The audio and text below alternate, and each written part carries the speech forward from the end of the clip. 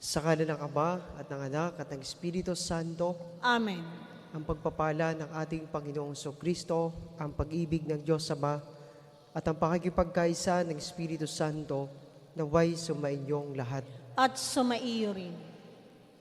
Mga kapatid, upang tayo ay maging marapat gumanap sa banal na pagdiriwang, atin munang pagsisihan ang lahat ng ating mga kasalanan at pagkukulang.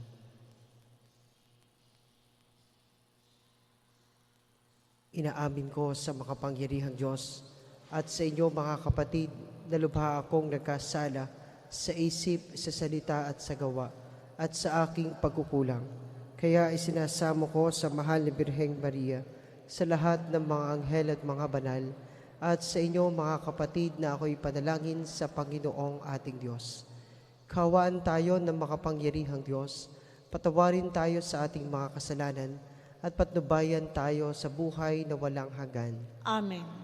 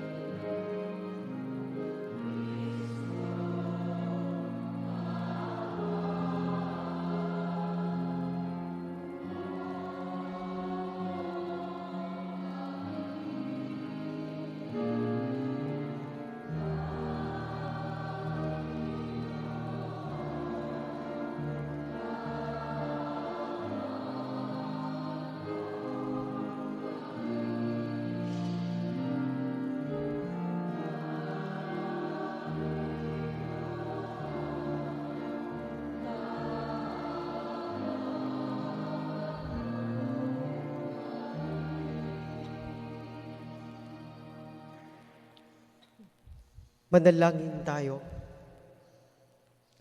Ama naming makapangyarihan, pinangangatawanan mong manahan sa mga may loobing tapat at maasahan. Sa kagandahang loob mo, kami naway makapamuhay bilang mga mapalad na maging iyong tahanan. Sa pamamagitan ni Jesucristo, kasama ng Espiritu Santo, magpasawalang hanggan. Amen. Ang lahat po ay magsiupo.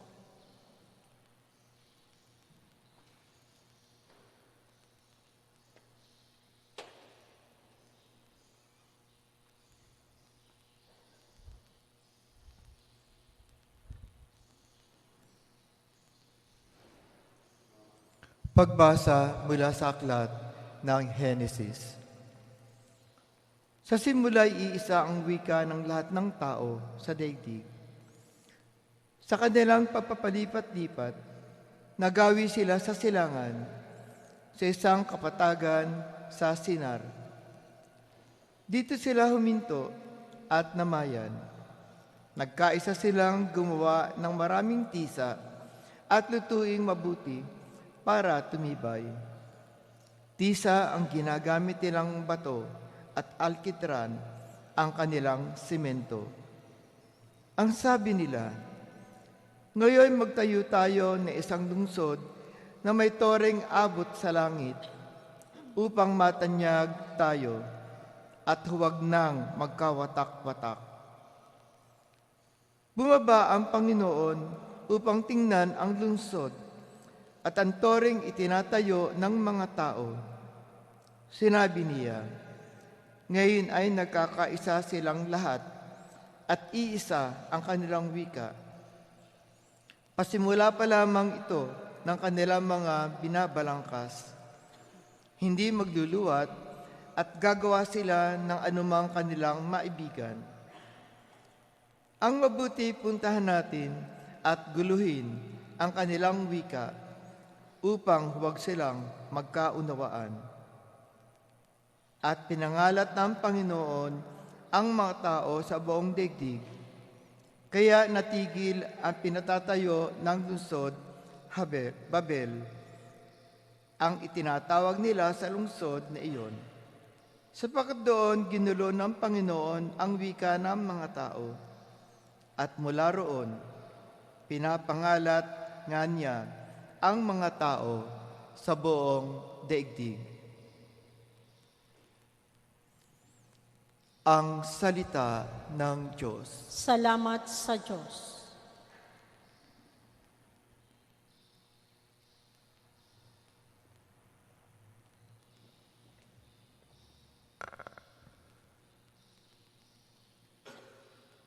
Mapalad ang ibinukod na bansang hinirang ng Diyos. Mapalad ang ibinukod na bansang hinirang ng Diyos. Ang binabalangkas ninyong mga bansa, kanyang nababagot winawalang bisa. Ngunit ang mga panukala ng Diyos ay mamamalagit walang pagkatapos. Mapalad ang ibinukod na bansang hinirang ng Diyos. Mapalad ang bansang Panginoong Diyos, mapalad ang bayang kanyang ibinukod. Magmula sa langit kanyang minamasdan, ang lahat ng tao na kanyang nilalang. Mapalad ang ibinukod na bansang hinirang ng Diyos.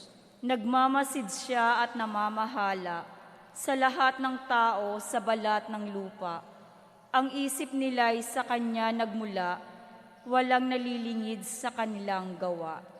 Mapalad ang ibinukod na bansang hinirang ng Diyos. Ang lahat po ay magsitayo.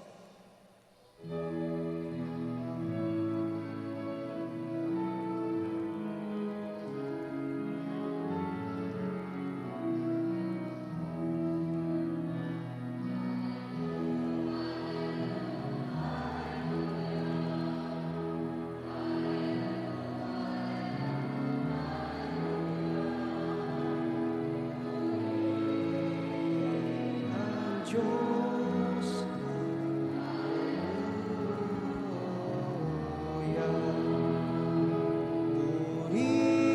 purihin ang Diyos, Alleluia.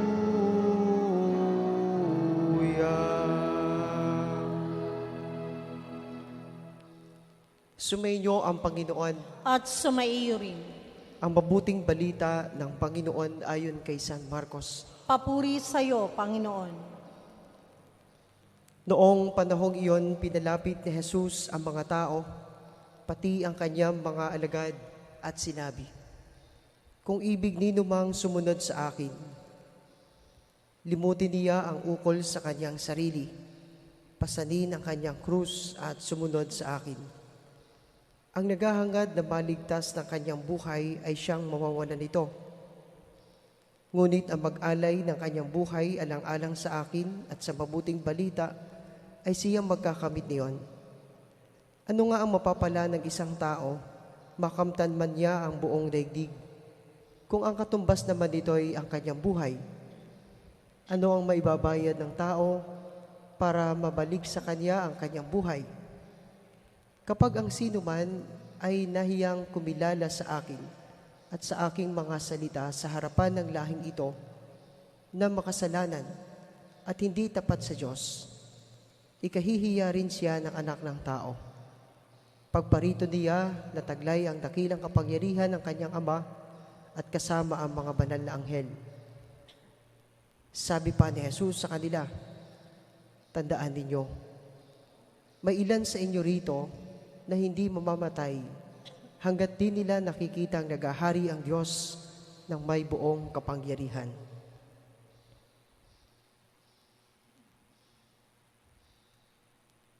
Mga kapatid, ang mabuting balita ng Panginoon. Pinupuri ka namin, Panginoong Jesucristo. Ang lahat po ay magsiupo. Isang mapagpalang umaga po sa inyong lahat. Isang mapagpalang umaga po sa iyo, Padre.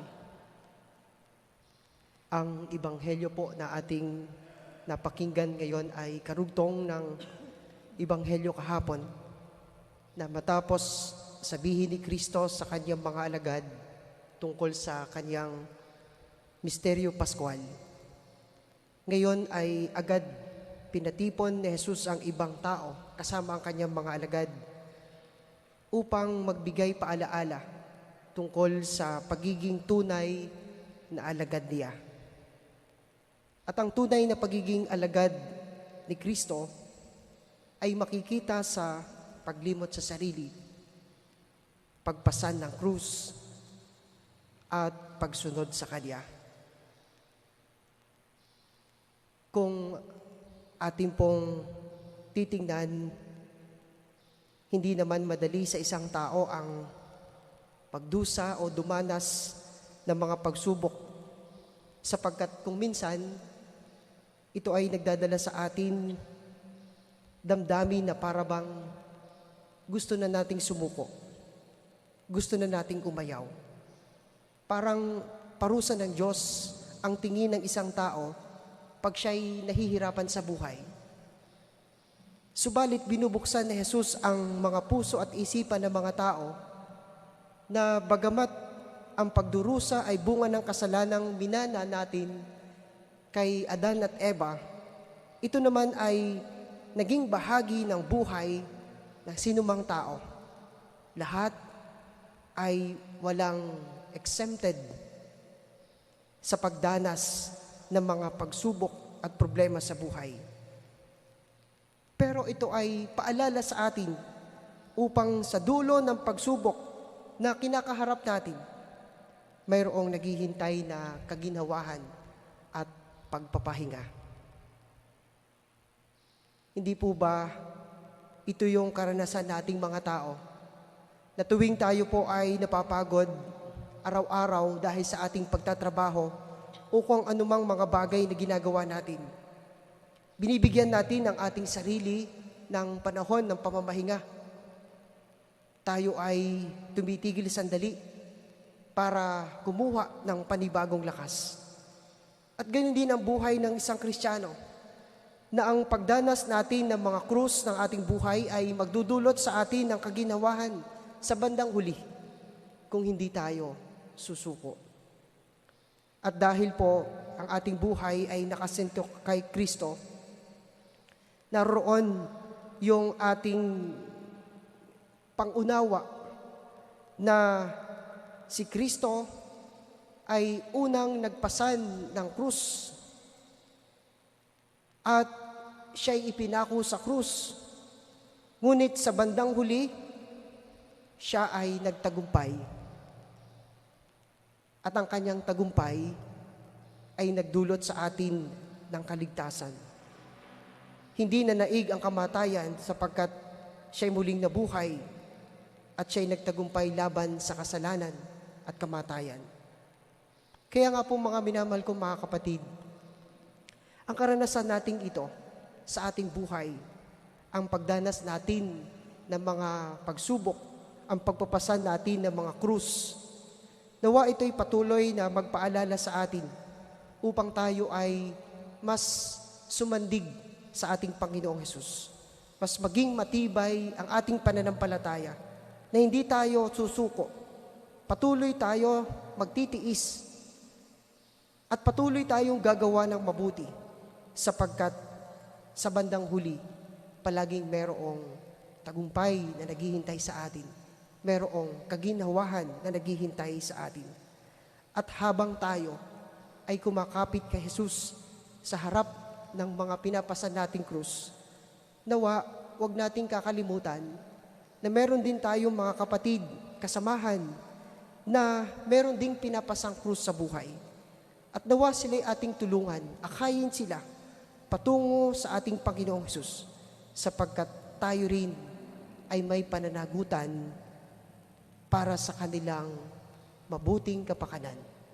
Huwag nating kakaligtaan, meron tayong moral obligation para sila ay bigyan natin ng pansin, ng atensyon, na katulad nating naghihirap, sila ay akayin natin papalapit sa Diyos. Amen.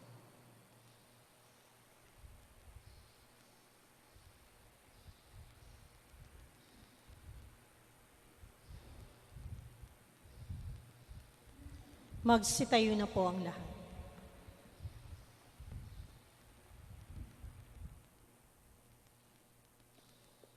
Manalangin tayo sa Ama sa langit upang masundan natin si Jesus, ang kanyang anak, at matularan siya ng lubos. Sa bawat kahilingan ng ating tugon, Ama, palakasin mo kaming makasunod sa iyong anak. Ama, palakasin mo kaming makasunod sa iyong anak. Ang bayan ng Diyos, naway yakapin ang krus ni Kristo at maging mga buhay na mensahe ng pag-asa sa mga taong ipinagkatiwalang mapasa ating pangangalaga. Manalangin tayo sa Panginoon. Ama, palakasin mo kaming makasunod sa iyong anak. Ang mga pinuno ng ating bansa, naway marinig nila ang mga daing ng ating mga kababayan, lalo na yaong mga nagdurusa dahil sa kawalan ng katarungan. Manalangin tayo sa Panginoon. Ama, palakasin mo kaming makasunod sa iyong anak. Tayo naway maging mga karapat-dapat na katuwang ng mga taong nabibigatan sa kanilang dinadalang krus sa buhay. Manalangin tayo sa Panginoon. Ama, palakasin mo kaming makasunod sa iyong anak.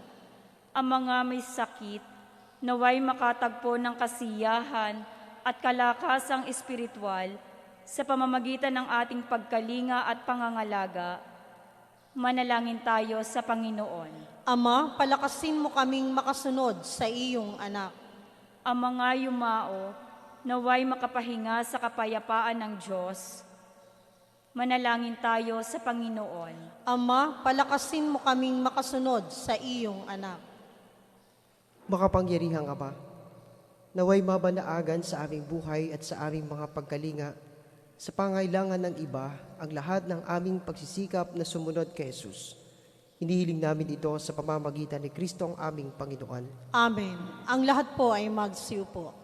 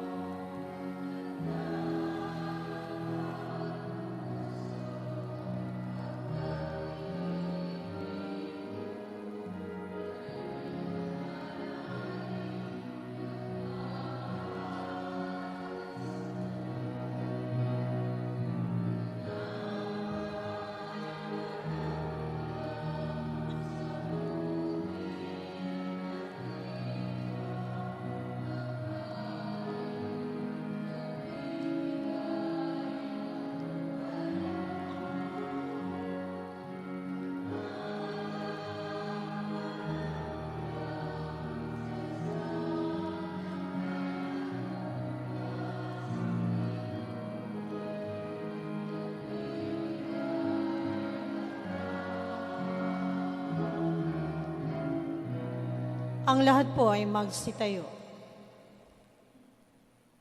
Manalangin kayo mga kapatid upang ang paghahain natin ay kalugdan ng Diyos sa makapangyarihan. Tanggapin nawa ng Panginoon itong paghahain sa iyong mga kamay, sa kapurihan niya at karangalan sa ating kapakinabangan at sa buong sambayanan niyang banal. Ama naming lumikha, kami naway dalisain at panibaguhin ang aming gaganaping paghahain. Kami naway itaguyod na gagawin namin ito sa pagnanais naming sundin ang loob mo, sa pamamagitan ni Jesucristo kasama ng Espiritu Santo, magpasawalang hanggan. Amen. Sumainyo ang Panginoon. At sumaiyo rin. Taas sa Diyos ang inyong puso at diwa. Itinaas na namin sa Panginoon. Pasalamatan natin ang Panginoong ating Diyos. Marapat na siya'y pasalamatan. Ama naming makapangyarihan, tuningang marapat na ikaw ay aming pasalamatan sa pamamagitan ni Jesucristo na aming Panginoon. Pinagbibigyan mong ito'y aming maihayag kahit na ito'y walang anumang maidaragdag sa kadakilaang sa iyo ay likas. Sa pagpupuri namin ay ang nakikinabang ay kami ring iyong pinakikiharapan sa pamamagitan ng iyong anak na minamahal. Kaya kaysa ng mga anghel na nagsisiawit ng papuri sa iyo, na walang humpay sa kalangitan, kami nagbubunyi sa iyong kadakilaan.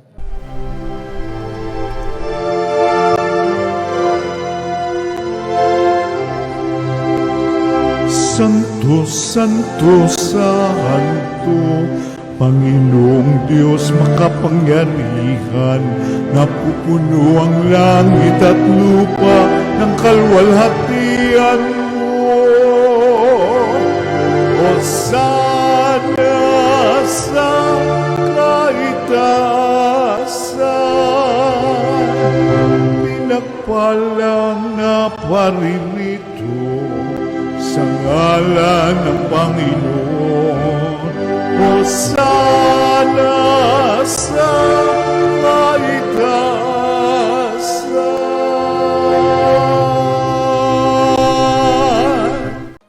Ama naming banal, ikaw ang bukal ng tanang kabanalan, kaya't sa pamamagitan ng iyong Espiritu, gawin mong banal ang mga kaloob na ito, upang para sa amin ay maging katawan at tugo ng aming Panginoong Jesucristo. Bago niya pinagtiis ang kusang loob na maging handog, nawakan niya ang tinapay, pinasalamatan kanya, pinagati-hati niya iyon, iniabot sa kaniyang mga alagad at sinabi, "Tanggapin ninyong lahat ito at kanin. Ito ang aking katawan na ihahandog para sa inyo."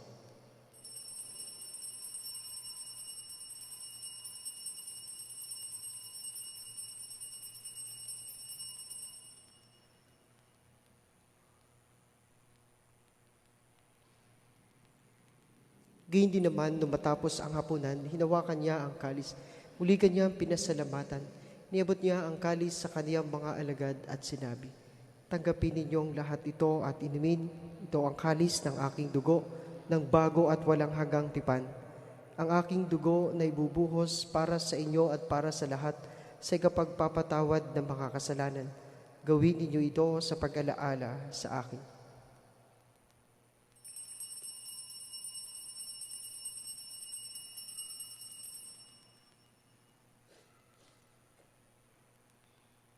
Pagbunyi natin na misteryo ng pananampalataya.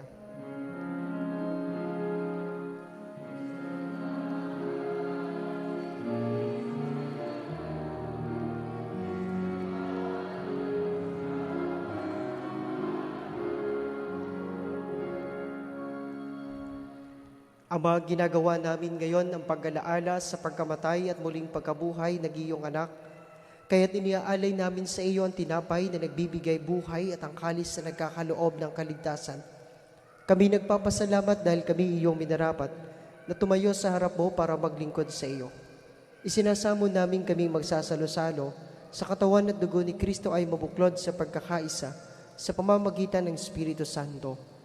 Ama, lingapin mo ang isimbahang laganap sa buong daigdig. Puspusin mo kami sa pag-ibig kay San Francisco na aming Papa at ni Belrey na aming obispo at ng Tanang Kaparian.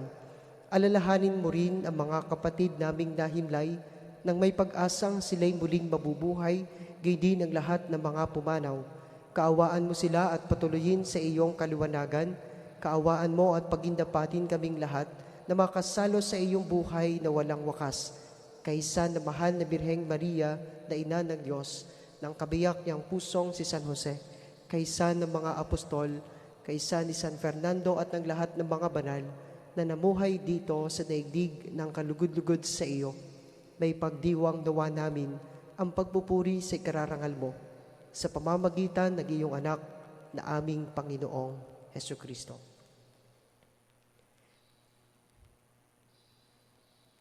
Sa pamamagitan ni Kristo, kasama niya at sa Kanya, ang lahat ng parangal at papuri ay sa iyo, Diyos amang makapangyarihan, kasama ng Espiritu Santo, magpasawalang hanggan.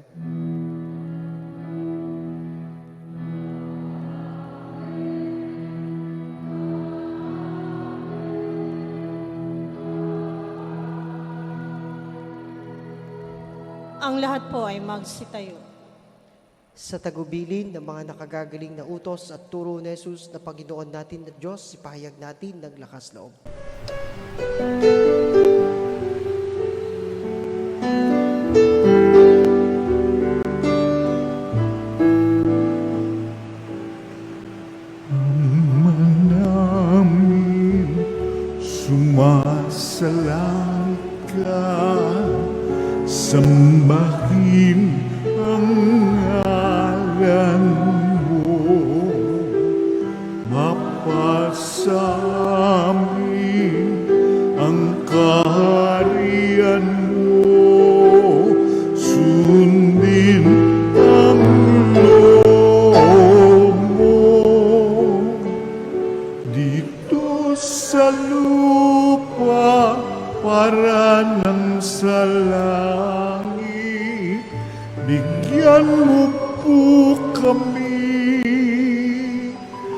ngayon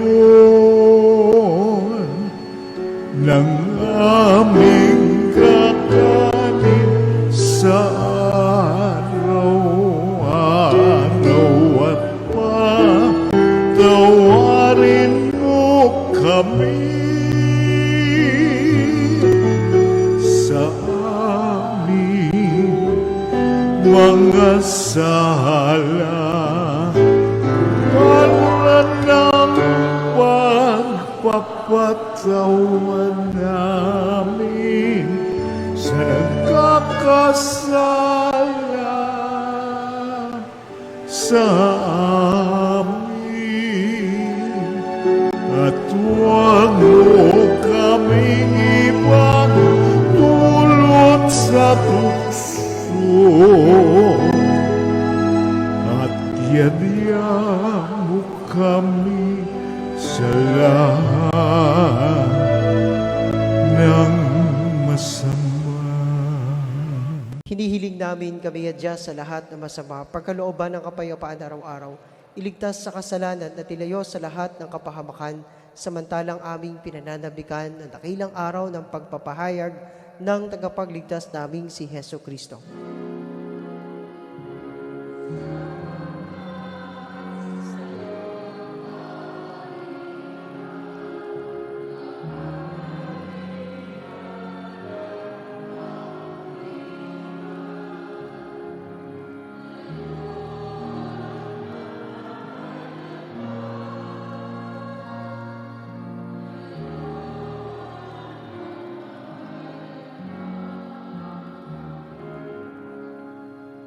Panginoong Kristo, sinabi mo sa iyong mga apostol, kapayapaan na giniiwan ko sa inyo, ang aking kapayapaan ang ibinibigay ko sa inyo.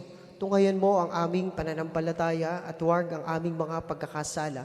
Pagkalooban mo kami ng kapayapaan at pagkakaisa ayon sa iyong kalooban, kasama ng Espiritu Santo magpasawalang hanggan. Amen. Ang kapayapaan ng Panginoon ay laging sumainyo. At sumaiyo rin. Pagbigayan kayo ng kapayapaan sa isa't isa. Peace be with you all.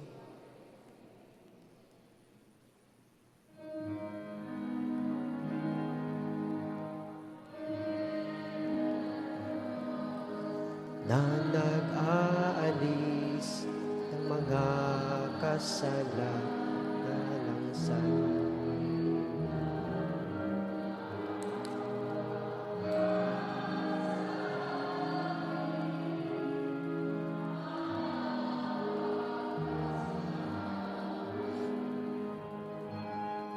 Kordero ng Diyos na nag-aalis ng mga kasalanan.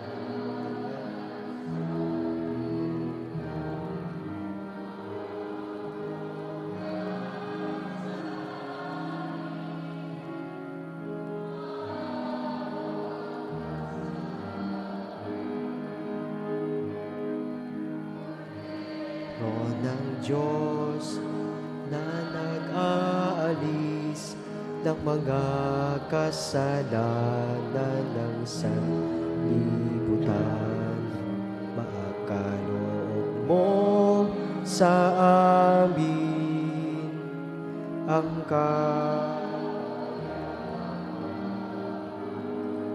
Ang lahat po ay magsiluhod. Mga kapatid, ito si Kristo ang Kordero ng Diyos. Ito ang nag-aalis ng mga kasalanan ng sanlibutan. Papapalad tayong inaanyayahan makasalo sa kanyang banal na piging. Panginoon, hindi ako karapat-dapat na magpatuloy sa iyo. Ngunit sa isang salita mo lamang ay gagaling na ako.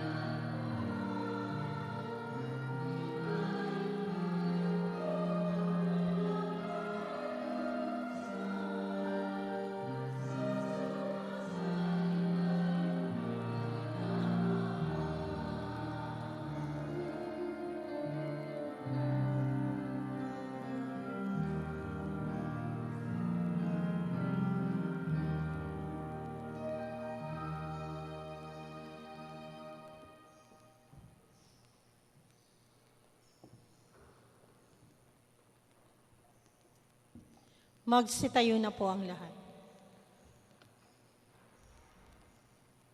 Manalangin tayo. Ama naming mapagmahal, kaming pinapagsalo mo sa banal na pakikinabang, ay gawin mo laging manabik na pagsaluhan ang kaloob mong ito sa aming ikabubuhay sa pamamagitan ni Jesucristo kasama ng Espiritu Santo magpasawalang hanggan. Amen. Sumainyo ang Panginoon At sumaiyo rin. at pagpalain kayong lahat at ang inyong pamilya na makapangyarihang Diyos, Ama at Anak at ang Espiritu Santo. Amen. Tapos na ang ating banal na misa, humayo kayong mapayapa. Salamat sa Diyos.